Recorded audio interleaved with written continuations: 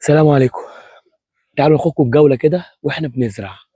دي قطعة بتاعت أحد المستثمرين، طبعا هنصورها تصوير دقيق أكتر لما نخلصها ونقول دي بتاعت مين. ده قطعة مثلا، دول اللي ورانا ده 2.5 فدان، ورا 5 فدان مزروعين، ده 7 فدان ونص مزروع، وما زلنا بنزرع. حضرتك بتاخد الأرض مزروعة بنخل زي ده كده.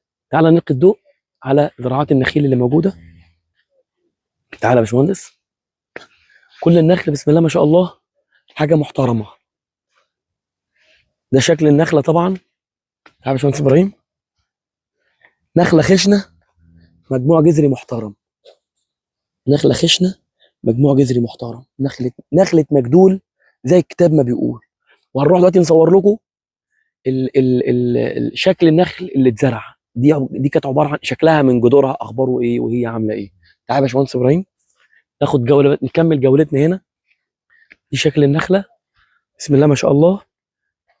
نخله محترمه، مش هتقل عن 25 30 سم، وفيها فسايل كمان، وفيها فسائل من الناحيه دي. جزء كبير من النخل فيه خلف بسم الله ما شاء الله. تعالى اتفضل، تعالى اتفضل.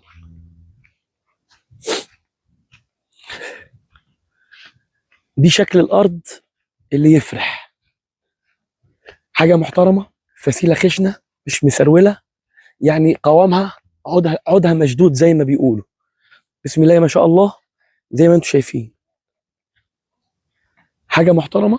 دي لسه مزروعه من ساعه، وايه ومغموره بالميه كمان. احنا دلوقتي الساعه داخله على 7 او 6، 7 الا ربع. الشمس بتغيب، الميه بدات تقف. شكل النخله بفسايلها ممكن تصورها بدقه قبل ما نكيبها. تعالى اتفضل، تعالى يا باشمهندس ابراهيم. بعد كده ناخدكم نروح عند النخل اللي بينزل.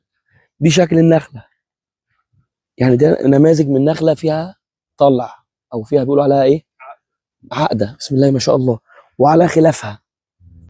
تعالى اتفضل. مجموع خضري محترم. قلب او خشب مش هيقل عن 25 سم، قطر مش هيقل عن 25 30 سم. طبعا دي قطاعات قيد الزراعه بتاعت الباشمهندس اسامه، صح؟ ايوه. كلها تم الغسيل فيها والايه.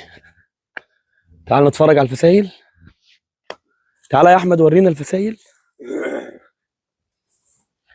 ده تعالى شيل دي بعد اذنك كده. تعالى يا احمد شيل، يا احمد عشان انت تتشوك مش انا.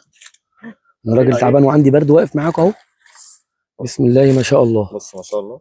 يعني ده بعد قرب كده يا باشمهندس ابراهيم.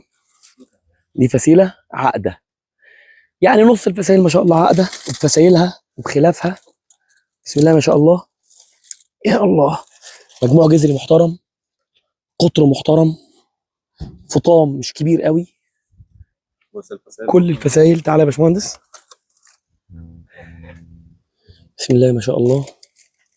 حتى هنزلها دي بعدين. صور الجذور من هنا.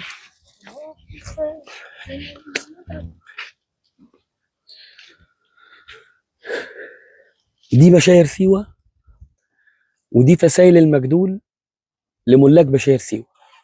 يا باشمهندس ابراهيم عقد اهي.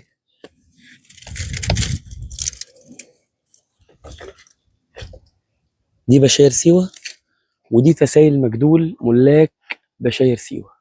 ربنا يقدرنا ان احنا نعمل اللي احنا نحبه لنفسنا نحبه لحضراتكم ان شاء الله. الوضع العام في الزراعه يعني بفضل رب العالمين اكثر مما انا توقعت. ان انا استلم فسائل محترمه جدا جدا، تنزل الارض خشنه، مناعتها قويه، ما خافش عليها تمام ان هي يحصل لها حاجه، خاصه في الشهرين 3 الاولانيين اللي احنا اصلا محتاجين نتفرج عليهم. تبقى النخله طلعت ان شاء الله، ونصور لكم وقت الزراعه، ونصور لكم كل شهر وكل شهرين وكل 3 عشان تتابعوا معانا النموات بشكل مستمر. صوتي ضعيف شويه عشان خاطر تعبي وعندي مريض يعني بالانفلونزا، لكن رغم كده احنا لازم نقف في ارض الواقع علشان ننقل لكم اللي بيحصل ونبقى احنا مطمنين.